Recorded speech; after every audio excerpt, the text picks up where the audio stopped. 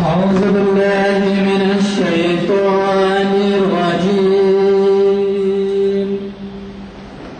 بسم الله الرحمن الرحيم.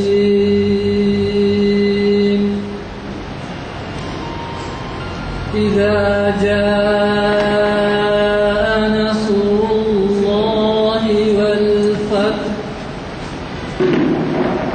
ورأيت الناس يدخلون في دين الله أفواجا فسبح بحمد ربك واستغفره إنه كان توابا. صدق الله العظيم.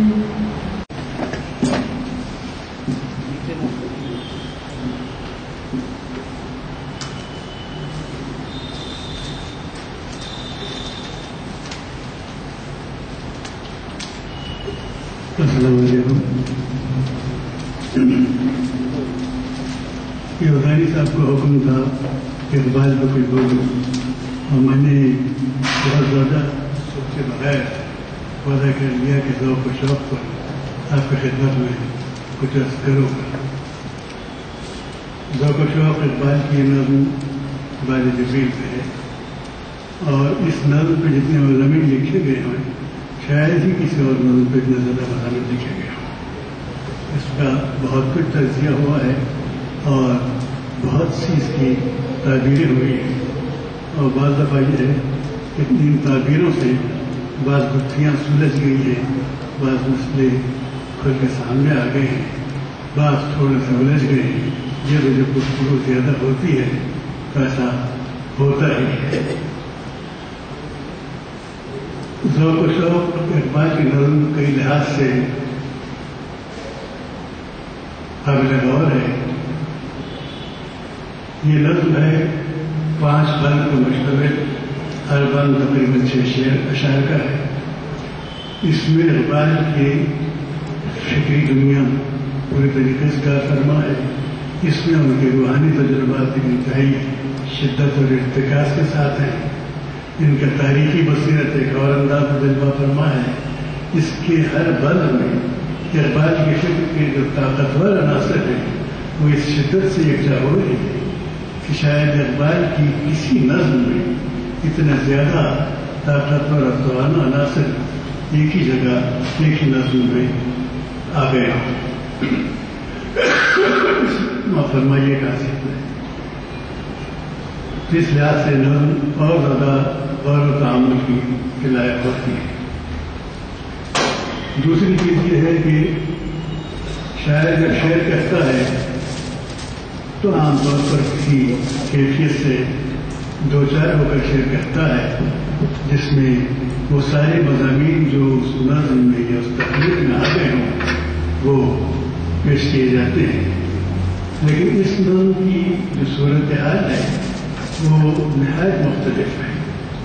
اس میں اقبال کا جو ذہنی سفر ہے وہ نہایت عجیب و غریب طریقے سے یہ ایک زمانی سفر بھی ہے اور ایک مکانی سفر بھی ہے. یہ زمانی اور مکانی سفر اقبال کا ذہن جس انداز میں وقت واحد میں طے کر رہا ہے وہ ایک عجیب و غریب چیز ہے جس میں سے بہت سی چیزیں شاید ناقابل فہم ہوں. ناقابل فہم اس لیے کہ شاید عقل ان کو ماننے سے گریز کر دے.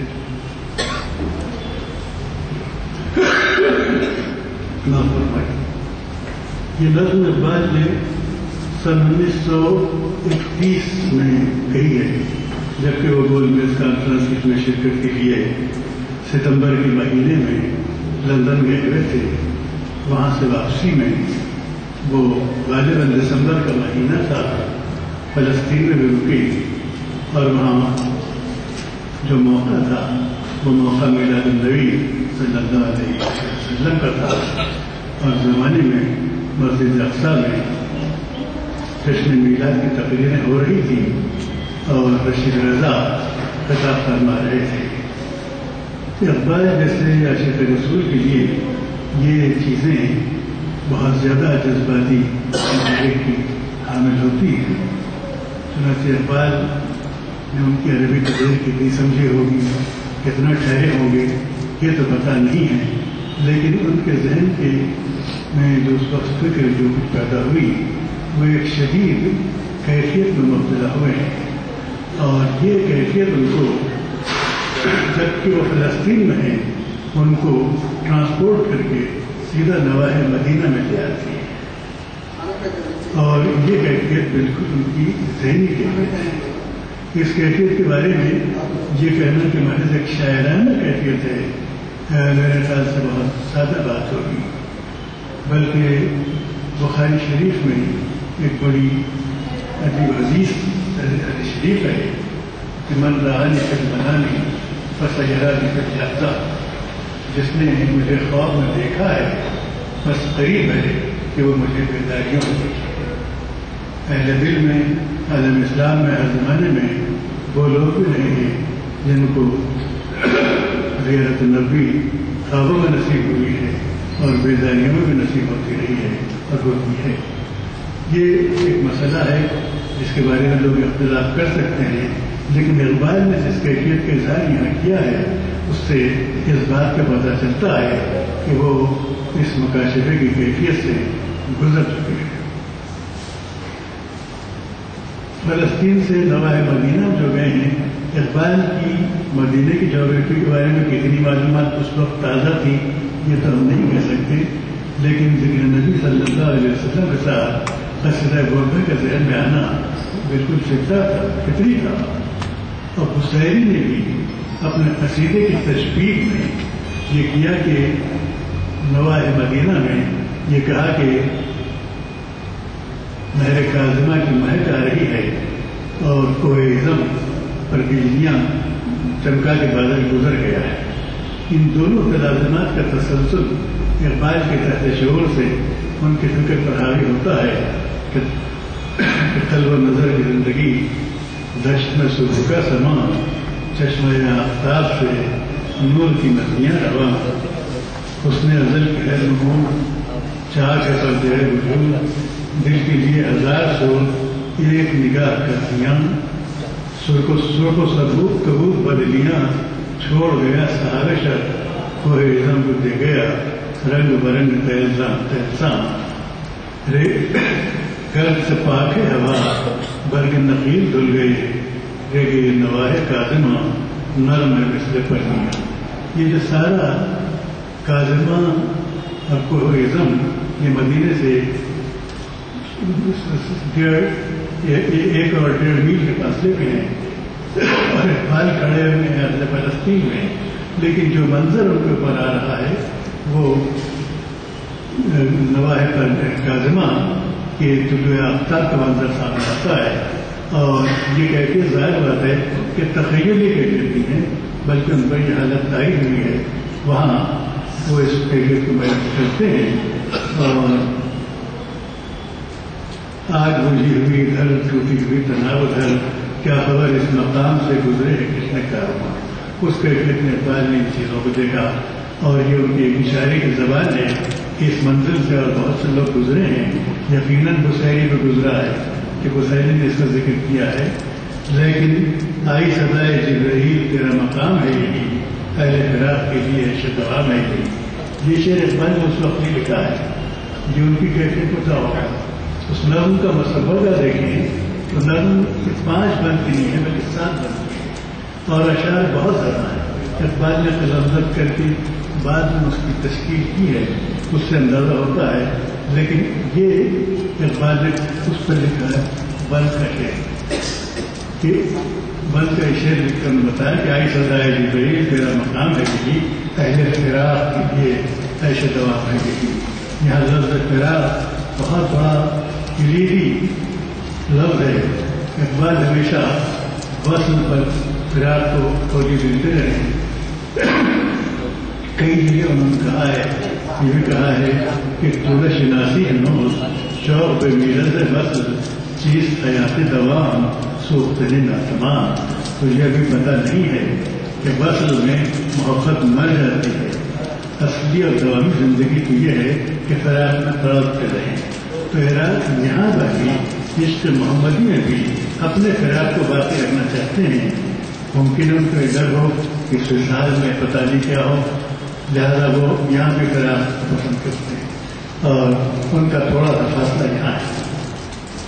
ہمارا اپنا خیال یہ ہے کہ اس نظم کا دوسرا بند وہ ہے جس میں اس پوری نظم کا آخری بند ہے، لیکن اس کے بعد اس بات میں درمیان میں اسی زمانے دوران سفر میں کئی بندوں کے 3 بندوں کا اضافہ کیا ہے.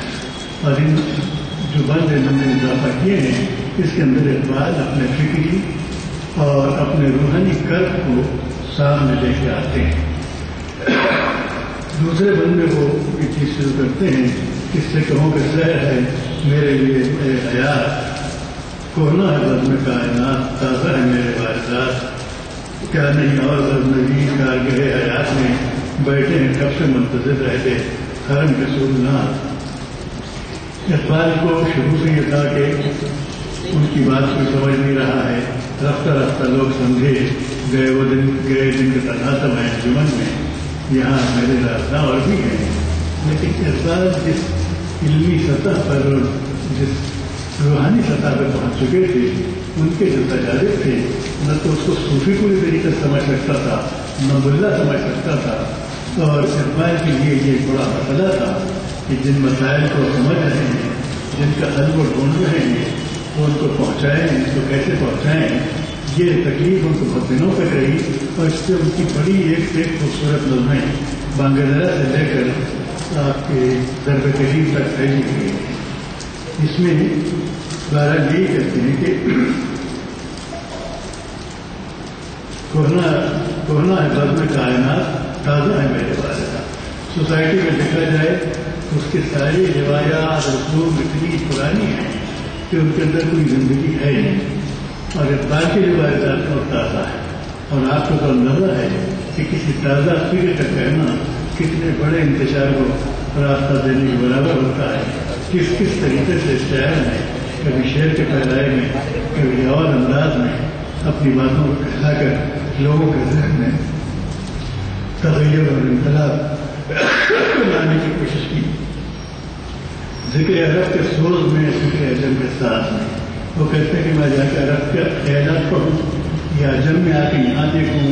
عجم میں بھی ایران کے خیالات، ہندو مذہب کے خیالات، یہاں کے مذاہب کی دفتر ہیں، اس میں بھی وہی پرانی رٹ ہے.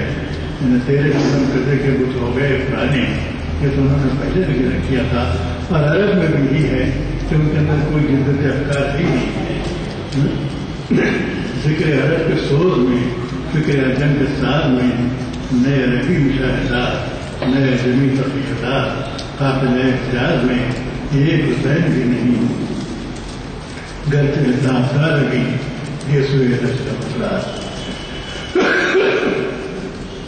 حسین کا نام اقبال کے پاس صرف عقیدت نہیں بلکہ پوری اسلام کی تاریخ کو حسین کی ذات سے تعبیر فرماتے ہیں. اور یہ بتاتے ہیں کہ انہوں نے جو معرکہ طے کیا اور جو قربانی کی وہ اسلام کے احیاء کے لیے ضروری تھا. وہ صرف محض قربانی نہیں ہے بلکہ اس کے اندر اسلام کی بوسیدہ روایت سے آگے نکلنا اور نئے معاشرے کو جنم دینے کے لیے جو سبق ملتا ہے اس کو اقبال نے مختلف انداز میں کیا. اور اس سبق کے پیچھے جو چیز ہے وہ عشق ہے. اب اس نظم میں دوسرا کلیدی جو دو فکرے آتے ہیں، ایک عشق اور دوسرے عقل کا آتا ہے. اور اس پر پھر تھوڑی سی گفتگو میں آگے چل کے کروں گا. یہاں کہتے ہیں صدق خلیل بھی ہے عشق، صبر حسین بھی ہے عشق، مارے گئے وجود میں بدر حنین بھی ہے عشق. یہ ہے کہ خیالات نئے ہوں کہ آدمی سچائیوں کو پالے اور سچائی کے اظہار کا نام بھی تو شہادت ہے. سچائی کے اظہار کا نام بھی تو جہاد ہے. لیکن اس کی ہمت، اس کا حوصلہ بہت کم لوگوں میں ہے کہ جو سچائی کا اظہار کریں. لیکن سچائی کا اظہار صدق خلیل میں بھی ہوا ہے، صبر حسین میں بھی ہوا ہے، بدر حنین میں بھی ہوا ہے. یہ اقبال اپنے ان کا ڈکشن اتنا پاورفل ہے کہ وہ ان چند الفاظ سے سچائی کے اظہار کے لیے ہم پر یہ واضح کرنا چاہتے ہیں کہ سچائی ایک ایسی بات نہیں کہ ہم نے کام سے سن لی اور خوش ہو گئے، بلکہ اس کے پیچھے جہد عمل کی بہت بڑی دعوت ہے، اور اس دعوت کے لیے اپنی شہادتوں سے وہ آگے بڑھتے ہیں۔ پھر وہ کہتے ہیں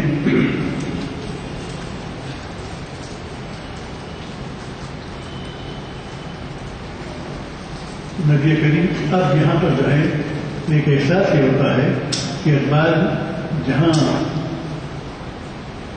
نواح کاظمہ میں اور کوئی عزت کے دامن میں ٹھہرے ہیں، وہاں ان کو نبی کریم صلی اللہ علیہ وسلم کی زیارت ہو رہی ہے، اور اقبال نظر اٹھا کے تو نہیں دیکھتے ہیں، لیکن حضوریت کا احساس ان کے اوپر غالب ہے، جو اگلے کئی شعر میں اشعار ایسے جس میں ظاہر کرتے ہیں، اور اس کے بعد جو اشعار ہوتے ہیں اس میں دو طرح کے ہیں۔ ایک تو یہ ہے جو نعتیہ ہے، اور نعت کا جو شعر بھی اقبال نے کہا وہ نہایت معتبری ہے۔ ایک چیز تو یہ ہے کہ ہمارے نبی صلی اللہ علیہ وآلہ وسلم خاتم النبیین تھے، اور آپ اس سے پہلے جو بھی آئے وہ مختلف امتوں کے لیے آئے تھے، ہر ساری انسانیت کے لیے آئے، اور سب سے آخر میں آئے۔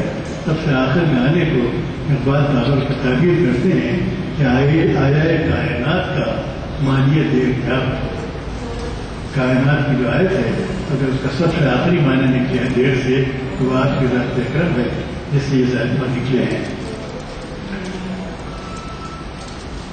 اب پھر اپنے زمانے کا گلا ان کو یہ ہے کہ جلوتیاں نے مدرسہ کو نگاہ و مرتبہ، مدرسے میں چلے جائیں گے تو وہاں نہ ذوق ہے نہ کوئی ان کی گہری نظر ہے، وہاں کچھ رٹے ہوئے اصول ہوتے ہیں مدرسوں میں،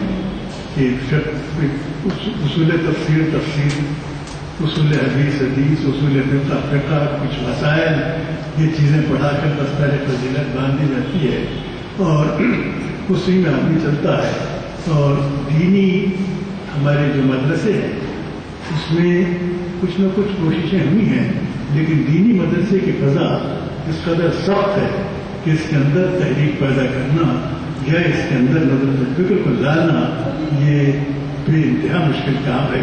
یہاں اقبال کے بھی ہاتھ پوشل ہوتے ہیں، وہ کہتے ہیں کہ جلوتیاں مدرسہ کو نگاہ و مرتضا، جلوتیاں میکدہ، یہاں میکدے سے مراد خانقاہی لوگ ہیں، کم طلب و تہی کرو، ان کے قدو بھی خواہشی ہے، ان کے طلب بھی خواہشی، کیونکہ خانقاہوں میں بقول اقبال کے مجاور رہ گئی یا گولکن حق و صداقت کے طلب کرنے والے لوگ ہیں۔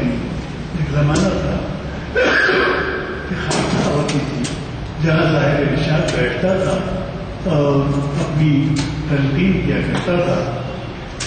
درگاہیں جو تھی وہ سنی، ان کی حیثیت یہ نہیں تھی کہ روز وہاں جائیں، سال میں ایک دفعہ دروازہ کھولتا تھا، لیکن خانقاہوں پہ صبح سے شام تک لوگ آتے تھے۔ لیکن اب ہندوستان کی کئی ہزار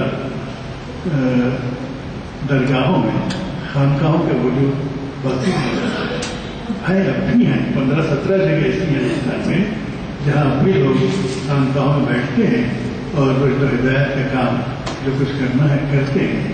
لیکن اقبال کا کہنا یہ ہے کہ خانقاہ نشینوں کا بھی یہ حال ہو گیا ہے کہ وہ کم طلب اور تحریک کدو ہے، ان کے پاس ویسی چیز نہیں ہے جو دیں۔ ایک وہ زمانہ تھا کہ انہی خانقاہوں سے محمود نبی تربیت پا کے نکلا، انہی خانقاہوں سے دولت ڈائناسٹی کے لوگ نکلے، انہی خانقاہوں سے بڑے بڑے بادشاہ آ کے سر تسلیم کم کرتے تھے اور اپنی ایمانی طاقت یہاں سے حاصل کرتے تھے۔ اب تو کوئی ایسا مسئلہ ہے نہیں ہے، اگر خانقاہ کا کوئی بڑا وزیر آ جائے تو خانقاہ والے خوش ہو جاتے ہیں۔ تو حالات تھوڑے سے مختلف ہو گئے ہیں۔ ان چیزوں کی طرف اقبال کی جب توجہ جاتی ہے تو تھوڑی دیر کے لیے ان کو ماضی کی وہ چیزیں، خانقاہوں کی وہ طاقت، مدرسوں کی وہ دانش مندی وہ یاد آتی ہے کہ میں کہ میری غزل میں ہے آتش رفتہ کا سرارا، اور میری تمام سرگزشت کھوئے گاؤں کی جستجو۔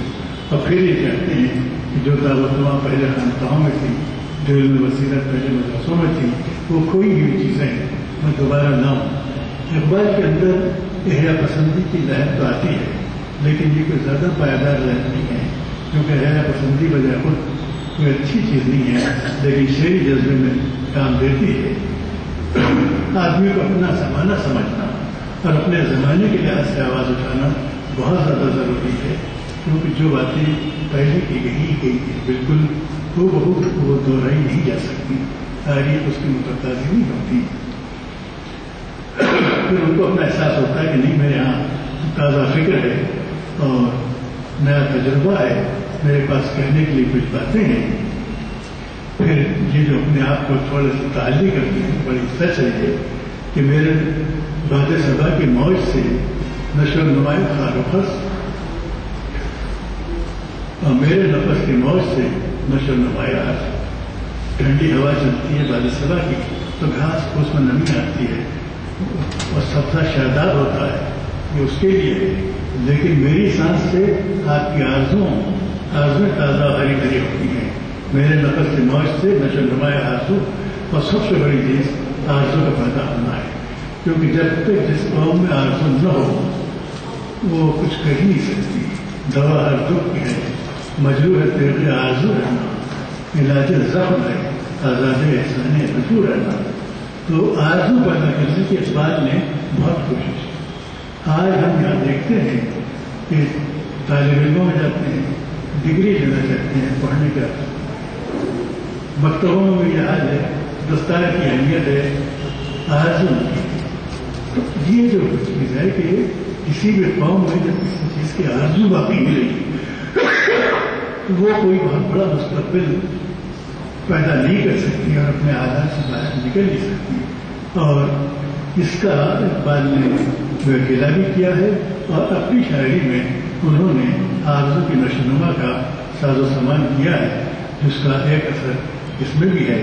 اور نبی کریم سے فرماتے ہیں کہ فرصت کشمکش مدے ای دل بے قرار رہا، ایک دو شکن زیادہ کر یہ سوچتا کہ ہم کو آپ ایسا بے چین رکھیے کہ ہماری طرف زیادہ ہو، ہم آسودہ نہ بیٹھیں۔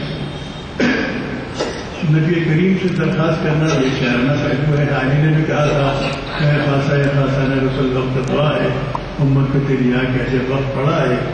اس بار شعر میں یہاں آزاد رسالت ناب سے مخاطب ہو کر اس بات کہتے کہ میری نفس سے نشو و نما آرزو ہے، لیکن آپ اس کو تاثر کیجیے، آپ اس کو بڑھائیے تاکہ ہماری آرزو زیادہ رنگ لا سکے۔ اب آخر میں اقبال جس چیز پہ آتے ہیں وہ ٹھیک نعتیہ کلام پہ آتے ہیں، اور نعت کا عجیب و غریب شعر کہتے ہیں شاید پوری اردو فارسی شاعری میں اس کا جواب ملے کہ لوح بھی تو، قلم بھی تو، تیرا وجود الکتاب، گنبد آبگینہ رنگ تیرے محیط میں آباد۔ نبی کریم صلی اللہ علیہ وسلم کو بی بی عائشہ نے اور کئی روایتوں کے لحاظ سے آپ کی ذات بجائے خود قرآن تھی، تو لہذا آپ کو لوح رتو، قلم رتو اور تیرا وجود الکتاب کہنا یہ تو ہے۔ اور انسانی فکر کی تاریخ میں معراج کا پہلا واقعہ ہے کہ جو اس زمان و مکان سے باہر ایک بشری سفر کی قیاس ہوتا ہے، اور اس لحاظ سے اس کو گنبد آبگینہ رنگ کو آپ کے محیط میں اقبال کہنا یہ بھی ایک بہت دلچسپ نعت یا عقیدت ہے جو نعتیہ پیرائے میں پیش کی گئی ہے۔ لیکن اس میں ملا جلا انداز بھی ہے، ایک طرف اقبال فوراً نعتیہ اشعار پیش کرتے ہیں اور پھر وہ اپنی مسائل کی طرف بھی آتے ہیں۔ نعت میں پہلا تو آپ کی ذات مبارک کی طرف کہہ دیا کہ گنبد آبگینہ رنگ تیرے محیط میں آباد، پھر کہتے ہیں عالم آب و خاک میں تیرے ضرور سے برو، ذرہ ریگ کو دیا تو نے طلوع آفتاب۔ ذرہ ریگ سے مراد عرب کلچر ہے جو دنیا کا سب سے پچھڑا ہوا اور سب سے ادھورا کلچر تھا، لیکن وہاں سے اسلام کا جو آفتاب ہوا، عرب کے ریگ کی جو ذرہ چل گئی، اس سے پوری دنیا منور ہوئی۔ لہذا آپ سے اقتصاب فیض اور اقتصاب نور کا بے وقت ہے، اور اقبال جب عالم حضوری میں ہیں تو پھر اس طرح بھی التماس کرتے ہیں کہ ادھر توجہ ہو۔ شوکت سنجر و سلیم تیرے جلال کے نمود، فخر جنید و باجزین تیرا جمال کے تقاب. اسلامک معاشرے میں بہت سی چیزیں ہیں. سنجر اور سلیم یہ دو بہت بڑے حکمران گزرے ہیں. سنجر تو امام غزالی کے دور کے تھے اور آسان پر انہوں نے 40 سال حکومت کی. اور سلیم پارکمان نسل کے تھے جنہوں نے مکہ مدینہ کو اپنے علاقے میں داخل کر کے یہ خادم حرمین شریفین کہلائے اور ان کے تلواروں کے آگے طاقت کے آگے اس وقت کی دنیا جھکتی تھی. یہ کس کا نام لینے کی وجہ سے جھکتی تھی؟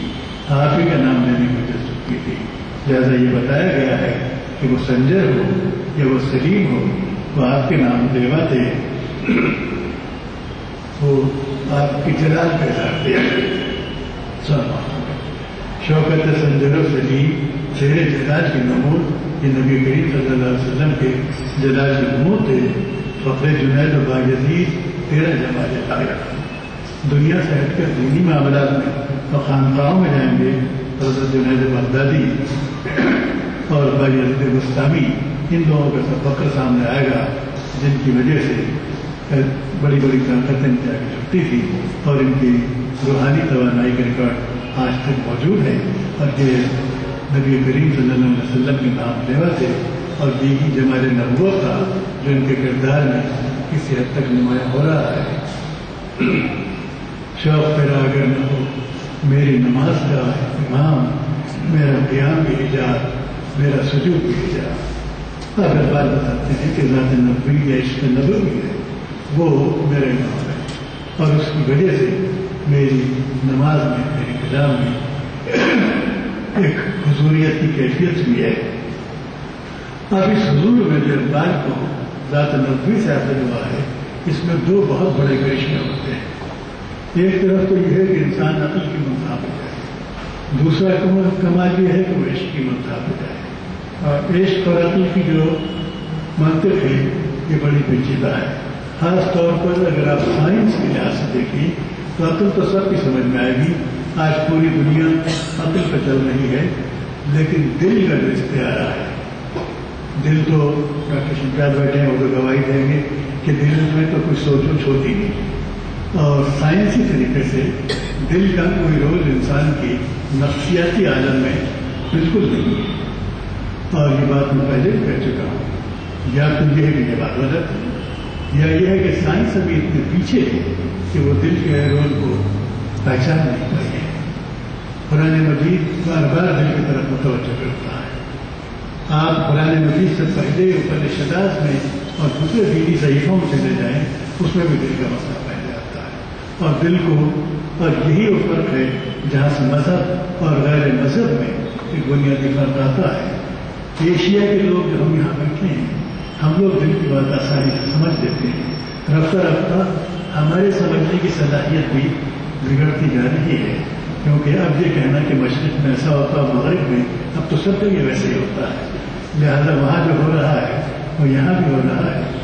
اور دل کا استعارہ کہ دل کی کیا بات ہے. جب اقبال کی شاعری میں انتہا انہوں نے دل کو سمجھایا اور ان کے جو پیر تھے رومی ان کی ساری شاعری یہ سمجھانے میں گزر گئی کہ دل کیا چیز ہے.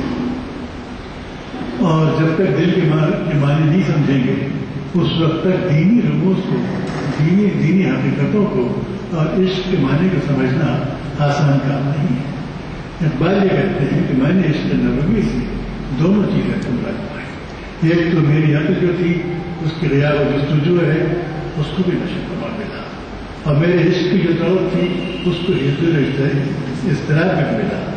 لیکن سنت نبوی یا ذات نبوی جو ہے اس سورج کی روشنی سے فائدہ اٹھانے میں ایک طرف تو فکر کو تابناکی حاصل ہے اور دوسری طرف دل کی زندگی ہے.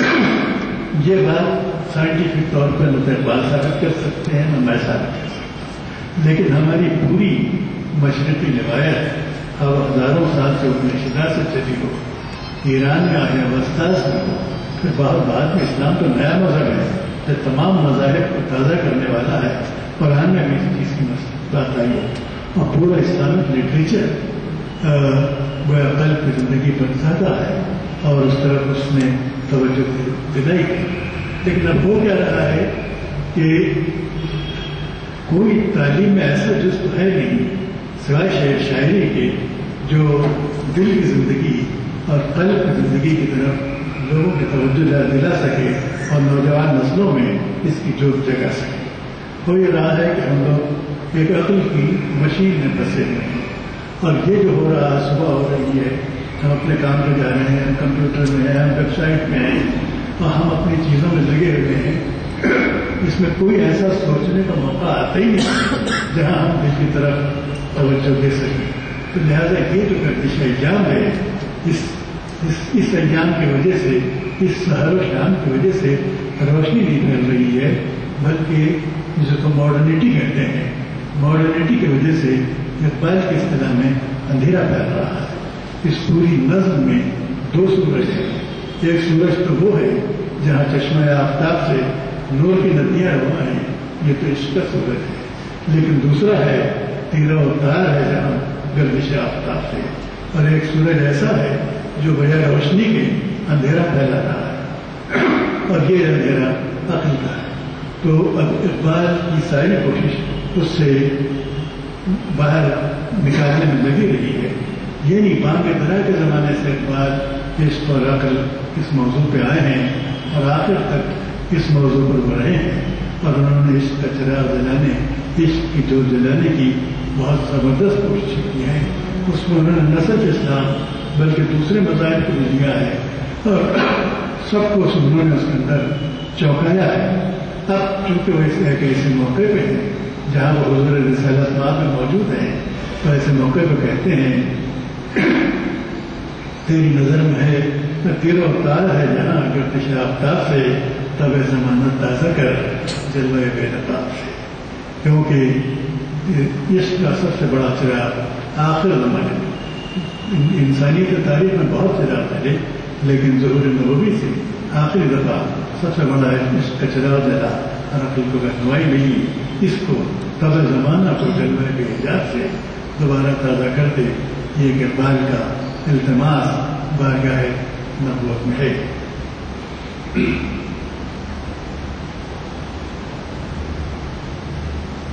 تازہ میرے ضمیر میں مارے گئے کوہان ہوا.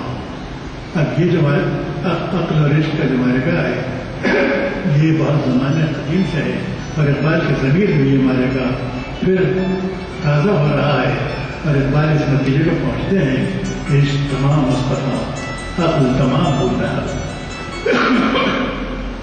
عقل سے مطلب یہاں اقبال میں ہے کامن سینس کی طرف نہیں جا رہے بلکہ یہ کہ ہر چیز کو صرف عقل کی کسوٹی سے دیکھنا اور عقل کے علاوہ دوسری چیزیں جو عقل کے معیار میں نہیں آتی کیونکہ عقل صرف انہی چیزوں کی تصدیق کر سکتی ہے جو فزیکل ٹروتھ ہوں مادی حقیقتیں جن کو چکھ کر سونگ کر دیکھ کر محسوس کر کے آپ پتہ کر سکتے ہیں.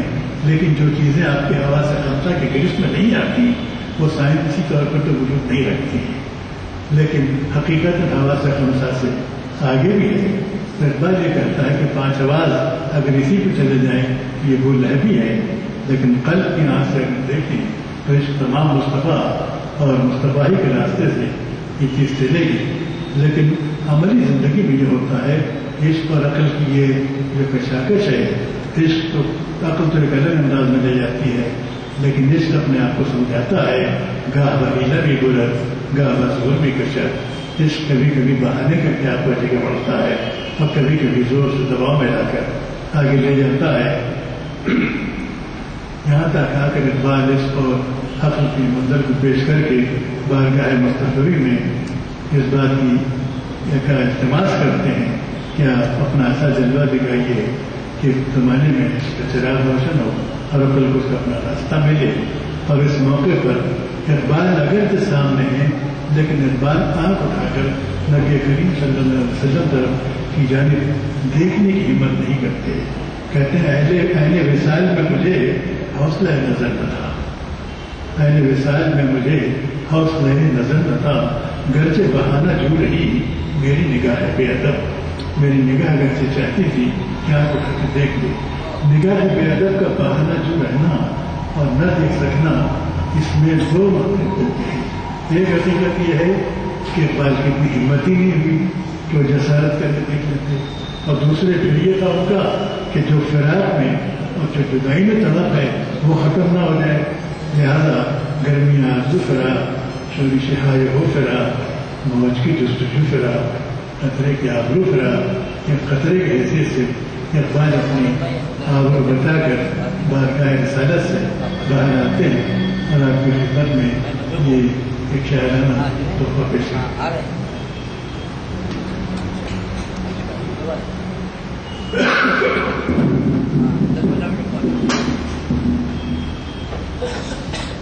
جزاک اللہ۔ آج جس موضوع پہ اظہار خیال ہوا ہے اس کے بارے میں بخاری صاحب نے فرمایا کہ وہ نظم ہے جس میں سب سے زیادہ کمنٹس لکھے گئے ہیں، سراہتیں آئی ہیں۔ یقینی طور پر بہت اہم عنوان کو انہوں نے ڈیل کیا ہے۔ میرے دل میں تو ایک خواہش پیدا ہوئی کہ اس نظم کو پھر اس اظہار خیال کی روشنی میں پڑھا جائے۔ حضرات، عقل و دل کے بارے میں کہا گیا، بخاری صاحب کی اجازت سے ایک شعر پیش کروں گا بادشاہی کہ بہتر تو ہے یہی کہ دل رہے بار بار عقل،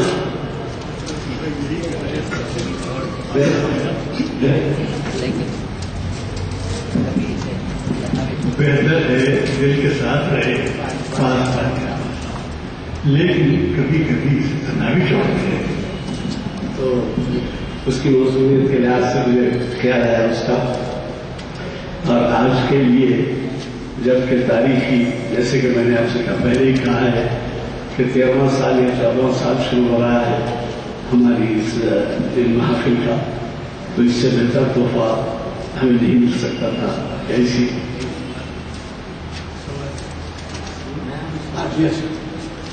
مخری صاحب کی خواہش ہے کہ اگر کوئی صاحب کچھ سوال کرنا چاہے تو وہ اس کا جواب دیں گے، اگر کوئی سوال کرنا ہے تو تشریف لائیں۔ آئیے ابراہیم صاحب سے کچھ سوال اگر کرنا ہو، یا اور بھی مقررین ہمارے کوئی خالد صاحب، تو بہرحال وہ ہمارا رواج رہا ہے کہ کوئی وضاحت کرے۔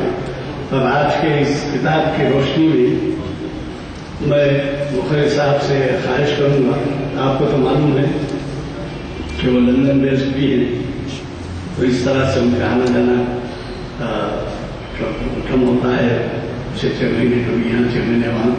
آئندہ بھی خیال رکھے کہ ہماری محفل کو کرنا ہے، ہمیں بھی آرزو ہے کہ وہ ہمیں مزید اپنے تبہر سے استفادے کا موقع دے۔ آج کے اس خصوصی موقع پر میں اللہ تعالیٰ کا شکر ادا کرتا ہوں کہ اس نے ہمیں ایک ہماری دیرینہ خواہش سے نوازا، جو مختلف حلقوں سے خصوصاً بیرونی ممالک سے جو لوگ آیا کرتے تھے وہ پوچھ لیا کرتے تھے کہ صاحب ایسی محفلیں ہوتی ہیں اور لیکن اس کے ویب سائٹ کا کچھ انتظام نہیں ہے۔ اب آپ کو تو معلوم ہے کہ اللہ تعالیٰ جس کسی کے ہاتھ سے کام لینا چاہتا ہے وہ لے لیتا ہے، تو دیر سوے سے ہی صحیح، لیکن یہ کام ہمارے سامعین میں سے 2 حضرات نے، جیسے کہ میں پہلے کہہ چکا ہوں کہ انہوں نے نام لینے سے منع کیا ہے، ان کے ہاتھوں انجام پایا۔ یہ ویب سائٹ کا جو کوڈ ہوتا ہے وہ یہاں پر موجود ہے، میں اناؤنس کر دے رہا ہوں، لیکن پھر بھی آپ میں سے کوئی لینا چاہیں تو پھر اس کو لے سکتے ہیں۔ www.mahfilaaliya.com یہ ہے، اور آپ چاہتے ہوئے بھی لے سکتے ہیں، پر اس کے معنی یہ نہیں ہوں گے کہ آپ یہاں کے سامنے کی حیثیت سے تشریف نہیں لائیں گے، بلکہ بیٹھ کے ویب سائٹ پہ دیکھ لیں گے۔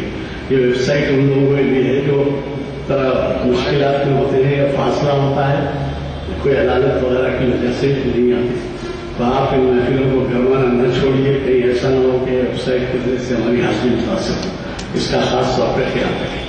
میں آپ کے مخرج صاحب سے گزارش کروں گا کہ کہ وہ دعا فرمائے اور ابراہیم جائی صاحب صلی اللہ علیہ وسلم دعا کریں. البتہ اتنا عرض کر دوں کہ 10 سپٹمبر کو اختصاصیہ اسلامی تعلیمات کی تشکیل میں ڈاکٹر سید اسلام الدین مجاہد صاحب تاریخ اسلام کی 518ویں نشست کو مخاطب کریں گے. اور ایک بڑا اہم خطاب ہے پیر کے دن. آج شہر شرما ہے پیر کے دن اسلام اور مسلمان. حافظ محمد اسحاق کمال خادی صاحب مخاطب کرنے والے ہیں. شریعت انفارمیشن کی 492ویں نشست. اسلام اور مسلمان جو عنوان دیا گیا ہے، ہمارے ایک بہت بڑے اسکالر ہاشم علی اختر صاحب جو امریکہ منتقل ہو گئے تھے، تشریف لائے تھے. آخری ان کا وزٹ تھی، اس کے بعد وہ رحلت کر گئے. میں ان سے ملنے گیا تھا تو وہ ایک صاحب نے ان سے پوچھا کہ امریکہ میں جو مسلمان ہیں ان کا کیا حال ہے، ہم بہت کچھ سنتے ہیں. تو انہوں نے ایک جواب دیا اس موضوع کے لحاظ سے سمجھ میں آیا، یعنی یاد آیا. انہوں نے جواب دیا کہ وہ بہت آسان بات ہے سمجھنے کی. تو انہوں نے پوچھا کیا ہے آسان؟ تو کہا کہ امریکہ میں اسلام زیادہ ہے، ہندوستان میں مسلمان زیادہ ہے.